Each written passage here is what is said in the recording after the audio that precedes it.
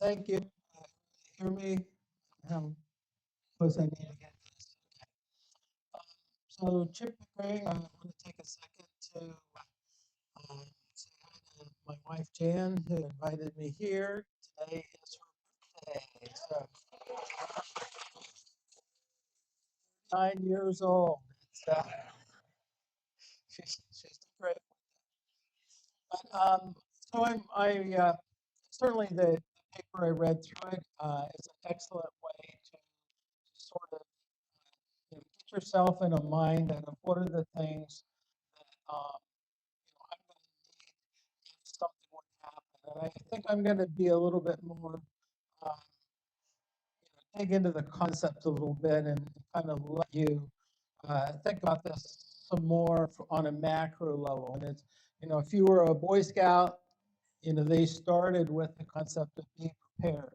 That's your motto. And throughout your life, what does being prepared mean? And we'll kind of talk about that a little bit.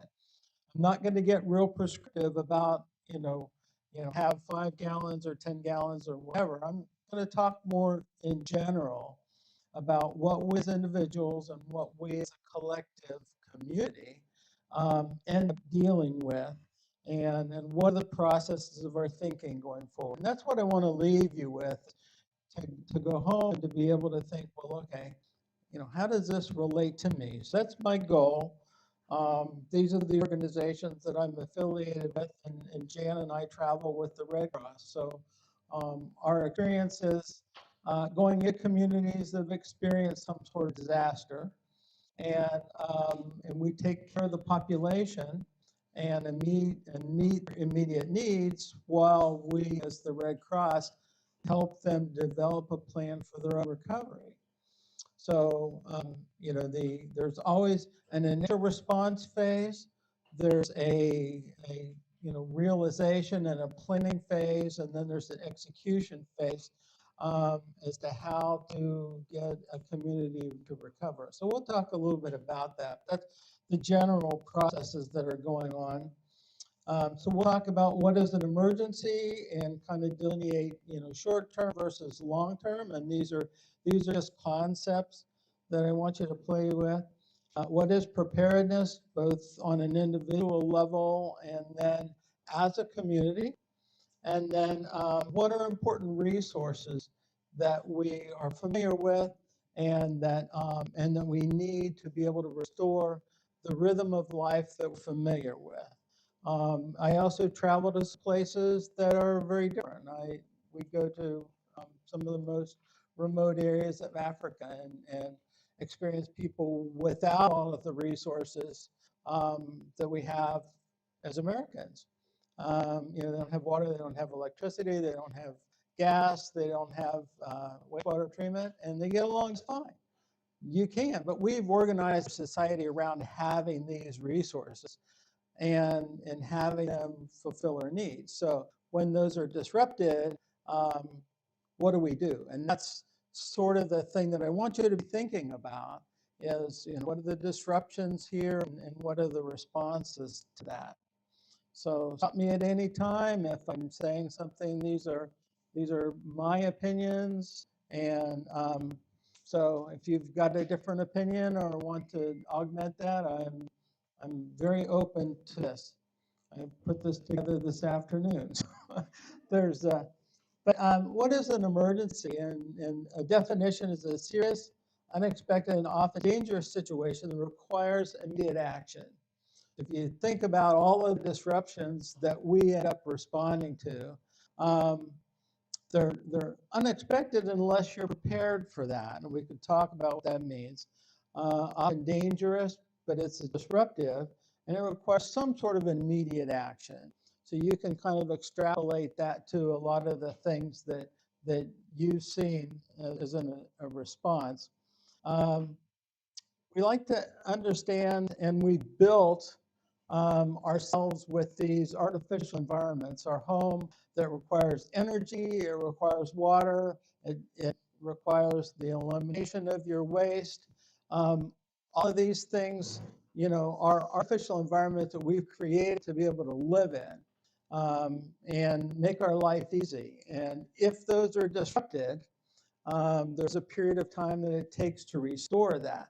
And I think that is sort of the underlying concept of personal response is there's some situations that you ride through, and there are some situations that require, a longer term and a different response. Emergencies can disrupt these patterns. So the rhythm of your life is, get up in the morning, take the kids to, and do this and prepare dinner and all of that uses energy, it uses water, it uses power, it uses machines that make your life easy. And anytime you disrupt that, some people can adapt pretty well to that and some people can't. And we as a community then holistically need to understand what are the responses that we need to make to keep ourselves um, safe and to ride through that situation.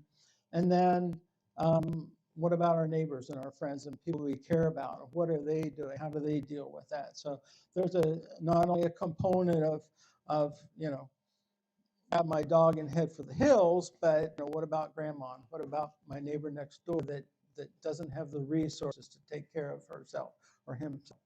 So these are all things that you know you chew on with your life and say, well, okay, what is my response and what is my contingency planning?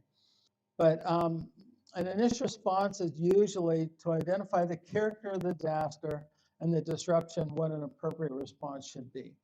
And if it's a short-term response, they require fewer resources. You can ride. This paper actually talks about what happens if it's a 2-day. You've lost your power. Williamstown, Parkersburg is hit with a huge storm.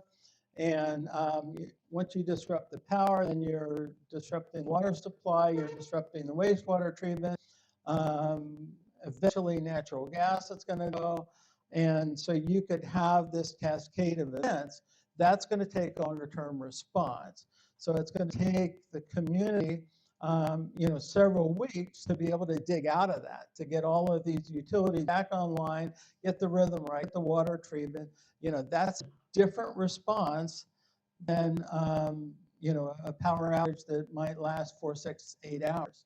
And the power company is getting a lot more responsive about that. I mean, if the power goes off, you get a text that say, "We'll have it back on in an hour and a half." Somebody hit a pole down on Highland Avenue or something like that. So they're a lot more responsive, but they're queuing you up. Okay, is this something that you've got to take some action on because it's going to be out for 24 hours? Or is it something that you can turn around and ride through? Go to your neighbor's house if it's cold, and in an hour and a half, we'll have your power back on. So this is the community getting better about communicating to you, what the rhythm of that interruption is going to be, and how you need to individually respond to that. So that's the first thing is the individual response takes communication. And so when we would go in as a Red Cross, and the first thing you do is you characterize the event. What is the impact to the community? What is the capabilities of the community to be able to respond to that? What are the additional resources that are going to be coming in to be able to support that? How do you organize and deploy that?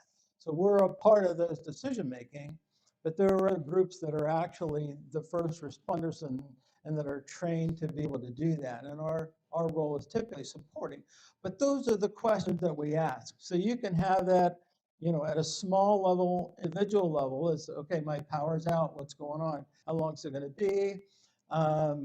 If it's going to be more than 8 hours, what do I do about my refrigerator? What do I do about? So those are things that you're initially, what's that character of this,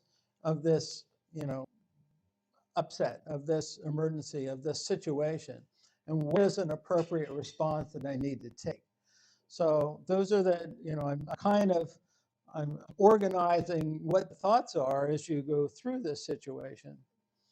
So I'm going to introduce a couple terms to you. Preparedness. Preparedness in my perspective, anticipating situations that could cause emergencies, that could cause these disruptions and other stress to populations. And we can talk about whether human beings are the only thing that we're interested in, or a wider population in our communities and other animals and in the ecosystems. And then prioritize our behaviors and resources to be able to respond to an emergency. And these are the type of conversations that the emergency management teams have, that the Red Cross engages in. Okay, what are the types of emergencies that we typically have, and how do I anticipate what those are going to look like and then respond to them? Prevention includes putting systems in place to mitigate. Um, so if we have all of our utility lines ahead and a big storm comes through, or one of these ice storms that we've got, and the power goes off and it takes a week to be able to get all power back onto the remote areas. We could have prevented that by burying these lines. And so these are things that cost money, they cost resources, they cost time, but if it's a significant enough hazard, we can do something about that. We can be prepared for that. And we'll talk about emergency generators, batteries, things like that for your home. Those are things that they take resources, but they allow you to respond differently and mitigate the effects of these you know upsets and disasters and problems later. And then slack resources, and whether that's money, whether that's tools and equipment, whether that's generators, whether that's a vehicle, whether that's batteries. Slack resources are the things that you need to be able to respond to that. If you don't have the resources that you need, you decide to leave town, but you don't have any money.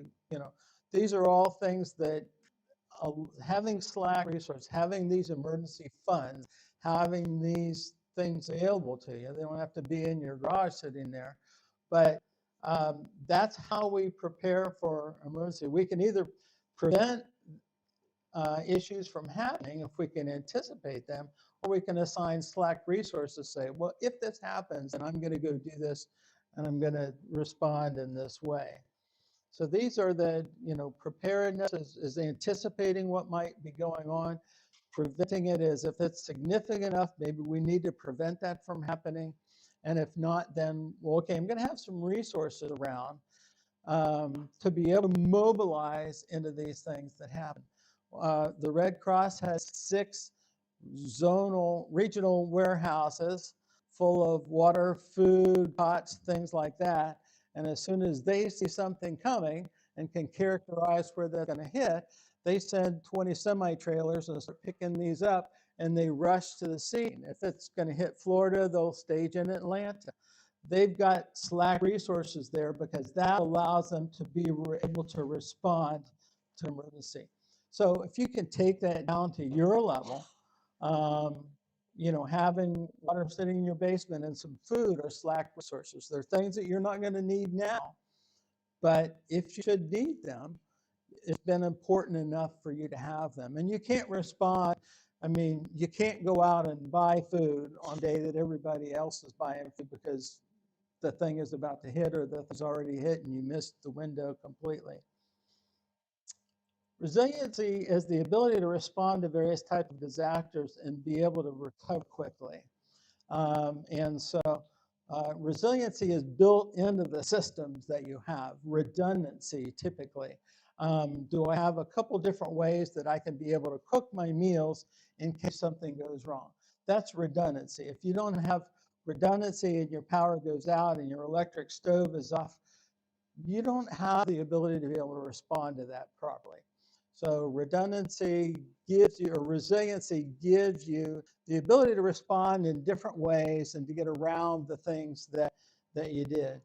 And then sustainability introduced the concept of, well, let's do this in a way that we're not impacting future generations, that we're doing it in a way that's sustainable and that makes sense to the environment, to the other members of the community, and to the people that we're working with. So just kind of an extension of the term as you're starting to think about, okay, what are the perils that I would have? And then how do I consider preparing for those? Resiliency, you know, allows you to build more robust systems to be able to respond in different ways. Um, you know, if you're in a hurricane zone, instead of planning on having your roof ripped off and then replacing it, you know, build your home out of something that's going to be able to withstand that. That's the concept of resiliency is to anticipate what's going to happen, what are the hazards, and then building a robust system to be able to do that. And sustainability is to do it with an eye on the environment and the future generations.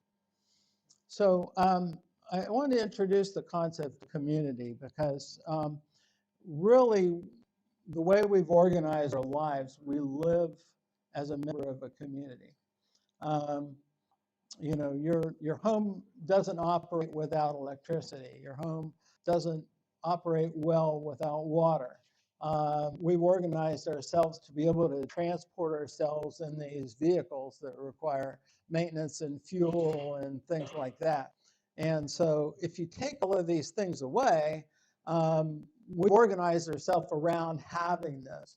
And, you know, the community builds the roads, they give you the power, communication is all now, you know, oriented around cell towers and things like that.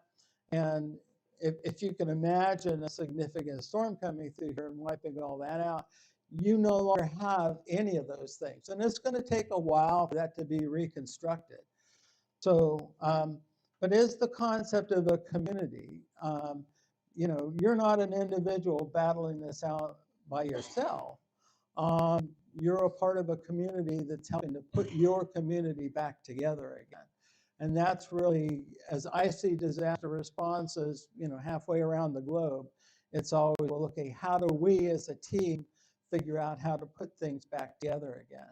And it takes time. It takes us looking after each other while we do it. And it takes people rushing in with water and people rushing in with food and people, you know, running around and picking the dogs and the cats and the people out of homes or off the rooftops. It's what we do as a community. And we organize and we respond. You've got to be able to have your own resources to be able to be flexible. But we as a community then have, you know, different teams and different resources to be able to respond. But for significant events, preparedness begins with the community's ability to rapidly prepare and respond. So typically it's the fire department, it's the sheriff's department, it's the emergency management groups are the ones that sit around and say, well, okay, what all can happen? What do I need to be concerned with? And just from my perspective and the window of the world that I look at, the Red Cross's disaster response's job is to maintain and support the affected population while assisting with the community's recovery. So if you think about that on large scale, this is the window that I'm looking at this from. Different types of events drive responses based on the amount of warning. So are you going to get a warning for these various things where you can bunker down and you know, collect some water and do the things that you need to do, or is this going to hit out of the blue and you don't know? Um, who are the affected population? Is it a large swath of the population? I mean, have you flooded all of New Orleans, or have you had a you know, a tornado blow through a community and rip a bunch of homes apart? Each of those responses are very different, you know, based on the community's ability to respond and to support itself. Utility disruptions are important. I mean, we've been in communities for 2 or 3 weeks because they didn't have power. And if you live in Houston in the summertime, we've organized our lives so people can't live in their homes without power. So it's a, you know, very different to be able to respond to different types of disasters and access community resources. How long does it take to put this back together again so that a significant portion of that community can get back home? And and then what are the residual people going to do in the interim period? Individual preparedness involves anticipating the events that can happen in your particular area. So, what are the perils we have in in the Mid-Ohio Valley here? And, um, and those are considered risks, and then position ourselves to be able to ride through or recover from those incidents. So we've got an individual response, and then we've got a macro response. I've been in meetings where the emergency management team turn around and thrown out a scenario. They call it a tabletop demonstration. What if, a train car loaded with chlorine um, ended up derailing in Waverly, West Virginia? What are you going to do with this population? What's the radius of the affected area? Where are people going to go? The emergency management team are planning this out. We're sitting at the table going, okay, well, I would have to have 2 shelters in St. Mary's, 2 shelters in, Wayne down in Parkersburg. And, what's the population times 30%? Okay, that's how many people we're going to have to feed and house for 2 weeks while we, while this situation put back together. So you have on a larger scale, these are the type of plans that we do as a community, but you individually, well, okay, different types of disasters that you might be hit with as an individual. Are you sheltering in place in your home, or are you going to grandma's house 2 states away? And if so, or if not, do I have enough food for myself, for my dog, for my cat? Um, these aren't things that we normally sit around and think about, but it is good for into preparing to characterize the different things that could be happening. What are the possible events? What's the character and severity? What's the probability of those happening? Do I get any warning for this? And then what's the duration of the event? And then what is my response going to be? So it's a good mental process to put yourself through to say, well, okay, under these circumstances, what am I individually going to do? For our area, the type of scenarios that we consider are major illnesses and injuries. So most of the people, um, I'm going to be frank here, if you have a heart attack or get a major illness, it usually happens at home. Are you prepared? How many people know CPR and could administer it if they had to? Okay? It should be everybody in here, okay? You never know when you're the person that could save your neighbor's life, because those things happen at home more often than happen anywhere else. Home fires.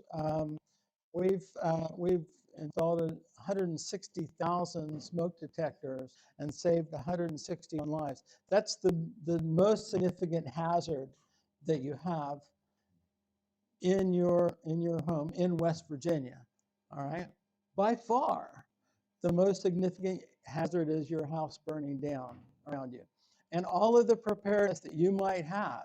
All of the thousands of dollars that you got tucked into your mattress or whatever, isn't going to help you in that situation. So, depending on the type of risk that you have and that you're considering, um, then your response, is going to be a little bit different. And some of the things that you might do to have resources over here might not help over here. Many of the people that come into our shelters have walked out of the house in their pajamas. Can you imagine how difficult it is to walk into a bank and get money if you don't have a driver's license? So just things like that. Where am I putting things that I can grab them as I go out the door? And do I have a smoke detector that's going to alert me to the fact that I have to get out the door? Or am I going to be so? Severe winter storms is another significant one. Lots of utility and primary power. So there's warming centers and cooling centers planned around the community to be able to do that. So the community is planning these things, but what's your contingency plan? Flooding is another significant issue for some people, not for many. Straight line winds and tornadoes, we're seeing more and more of those. We've had 4 or 5 in West Virginia in the last year, and it's fairly unheard of in this area. So as the climate changes and things warm up, you're going to see different types of perils and storms happening here. And we've responded to several disasters of this type in West Virginia that we've never done before. Industrial accidents and releases are another significant peril. So, you know, if somebody releases something in the water and you can't drink it for a week, what are, you know, how are your behaviors changed? You know, imagine not being able to flush a toilet for a while or things like that. So, you know, what's your strategy? And I think a lot of time just thinking through these scenarios and getting an idea, planning in your mind, well, okay, what will happen? Um, you know, it's not necessarily, you know, worth a whole bunch of resources to do, but just mentally thinking through what these processes are. And then pandemics and epidemics. And those are game changers. You know, well, okay, the kids aren't going to school for a while. Well, okay, what are, you know, how did that disrupt the life and how do we adapt it? So as a community, we adapt around that. But those are things that, you know, if you're mentally prepared and physically prepared to respond properly to those things, those are the significant perils that I've identified and experienced in the state. So could be others. That's certainly my disclaimer here. You know, preparing for different events looks different. So you're not going to be able to build a robust castle around yourself and say, well, okay, I've got everything that I'm ever going to need forever. But, you know, just consider the most significant things and what your response might be. Is there any warning? What's the duration? And do I get to ride through it?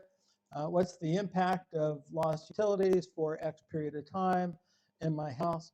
Um, and are we going to have communications? So a lot of the places that we go to is impacted by the challenge of not having the communications networks we're familiar with. So if you can't, you know, if you can't get navigation on your phone to be able to get to a shelter, it's difficult to, uh, to add dimension to your mental process. Well, okay, how do we do that? Aggregate resources, you know, water, food, things like that that you might need gives you more options. So those slack resources. Identify what's important, and that may not only be in your house, but your neighbors as well. Are there people that can't take care of themselves that you would adopt in time of an emergency? So we think about our neighbors and our neighborhood and you know, which ones might be more resilient and how we might help. Um, you can't live very long without water, and you can't live without food. So if you're ever given a list of you know what are these 20 things that you've got to have if you're stranded on an island, you know the gun and knife go away. It's water and food because you only live 2 or 3 days without water, and you know well you can physically live longer on some circumstances, but mentally you lose your capacity to process really efficiently and food. So you know those are the things you need. Energy, and by the way, we've got pets, and so um, you know Walmart's not going to be open if the roof is blown off. So and if the power's off, you're not going to be able to get there. Energy, what is the role of energy in your home and how does it work? Communications, and then my favorite, we got into the COVID thing and everybody went and bought toilet paper. So yeah, stock up on toilet paper if that's important to you. Um, but you know, these are the things just to be thinking about. Well, okay, what if? And as these things happen, what is the role of these things? And mentally prepare yourself for that. Just touching on energy real quick. The first thing that you can do is use less energy. So energy efficiency. Anytime you get a chance to do something for your home, excuse me. Um, First, go to energy efficiency.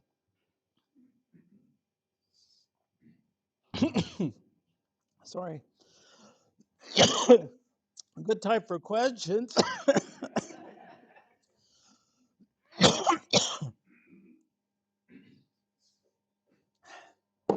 anytime you can do anything to use less energy, use natural and resilient products. Resiliency are things that are they're going to hold their capacity to sustain damage and continue service. And I see this book was written by a Navy SEAL, and their uh, their concept of resiliency is being able to take the gut punch and then be able to get up and swinging and defend yourself. So yeah, when a storm comes through and slams the heck out of your community, how have you organized yourself and your resources to be able to to ride through that and to be able to respond better. So as you get a chance to make improvements to your home, as you think about energy efficiency and things like that, the less energy you use, the less you got to produce in times of emergency. And most are all energy efficiency improvements pay for themselves over time. So you're doing yourself a favor as you do that. And then sustainability is using energy that has less impact on the environment and more benefits for future generations. So these are my efficiency first, resiliency second, and then sustainability in there. And you can change these around a little bit. Energy efficiency, there are different environmental effects to your decision. So, people have talked to me, well, okay, what about an emergency generator versus a solar system with batteries? Um, Anytime you're plugged in and using power in West Virginia, you're at about 93% coal-based energy. You guys realize that. Um, so you're or you're creating about 820 tons of CO2 equivalent per megawatt hour. And an average person uses about a megawatt hour a month. So um, as you're producing 1,600 pounds of CO2 just by plugging things in. Natural gas generators even higher than that. So if you get a natural gas generator sitting out there and say, well, I'm going to run that for a while, it's actually worse for reasons that we could discuss. Solar and batteries are 0.41 tons. So you're a 20x factor more efficient over time with solar and batteries. And it's an energy source that will pay for itself too. So in the savings. So 12.3% of solar systems have batteries attached. So it's an option now. And this is what it looks like in your garage. So these are solar inverters, and then this is a battery system that will give us 24 to 48 hours of power in our home. And increasingly, this is an energy source. So this is an electric vehicle. There are currently two models of electric vehicles that are called vehicle to home, so that are generating out into the home and can support an entire home. And then two more are vehicle to load. And so you're going to start to see this more and more because these electric vehicles are running around with huge batteries in them. And if you don't need them to be transporting this, 4,000-pound machine around with you to go to the store, then plug it in your house and power your house. So this is the energy source of the future. So um, it's here, but it's going to be increasingly more available. And so if you're interested in knowing more, so this is a good sheet. It's a good place to start. If you're interested, um, redcross.org, there's a tab that says Get Help and How to Prepare for Emergencies, and they'll turn and take you down through. Well, okay, where do you live? What are the types of emergencies that you might have, and what are the things that you might need to be able to ride through and to do this? So I'm not walking away with you guys going, man, he just dumped a bunch of stuff on me without telling me. And they have an app too. So their Red Cross app, just type in Red Cross emergency and it's going to come up. It's the one with the exclamation point on it. And so you download that app and you walk through and do the same thing. Well, okay, where do I live? What is the type of peril that we tend to have here? And if I were going to do that, what's your recommendation? So if somebody's already thought through all of this, given you an idea of what your individual response might be, and then has those things, uh, that they're offering in the same way that the sheet that was handed out. So this is me and what I do. The only other thing that I'll say is if responding to other communities in their time of need is something that's interesting to you, I'd be glad to talk to you, or Jan can talk to you about what it means to be a volunteer in the Red Cross. It doesn't mean you have to go fly to Guam and take care of things, although you can, but it means knowing what to do and how to do it when your community is hit with a disaster and we need someone to open a shelter in the Methodist Church in Williamstown, or at Marietta College, and are you going to be able to jump in and help? So I'm open for questions now. Yeah. Is it so that in an emergency, anyone can use a ham radio? You don't have to be licensed. So I'm not familiar with ham radios, but they are fairly complicated. And so the ham radio has their own network for emergency communications. And so there may be channels or maybe frequencies that you can talk on that you're not licensed. Um, but I think there's there's an emergency network of ham radios, and IEEE, which is the Institute of Electrical and Electronic Engineers, also manages a communication network using that same thing. So I would say, as a rule, probably, don't go jump on a ham radio and try to talk to somebody, because I think it's a lot more technical than that. Yes. I think we need to be a lot more prepared, because the weather department has cut so many, well, the weather department got cut.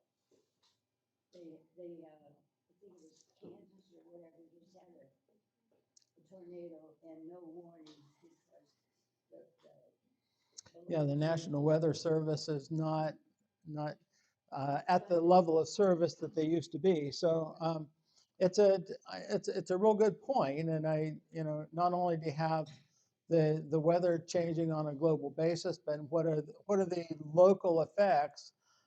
The devil's in the details. It's all about, West Virginia is starting to see things that we've never seen. So you can't really characterize those if you don't have enough of them to develop a pattern or a rhythm for them. But if things are happening and you're used to somebody giving you, 2 hours notice, or 15 hours or 15 minutes notice, or, get down in the basement, and then it doesn't happen because, those people weren't there. It's certainly a part of the hazards that we face, and we probably should adapt accordingly. Yeah. And the Red Cross has another app for that. Jan, what's that one called? The one that goes off all the time. Yeah, it's the emergency app. So you can plug it in and say, "Follow me around the country," and then if you're in Florida and there's a peril coming on, it'll beep, beep, beep, beep. And by the way, you're about to be hit with a windstorm. Take cover. And so there are tools that are being created, and then there are some that we've always relied on. National Weather Service, NOAA, a lot of the resources that the government has always had to help with it are either being replaced by private entities, or not being replaced at all.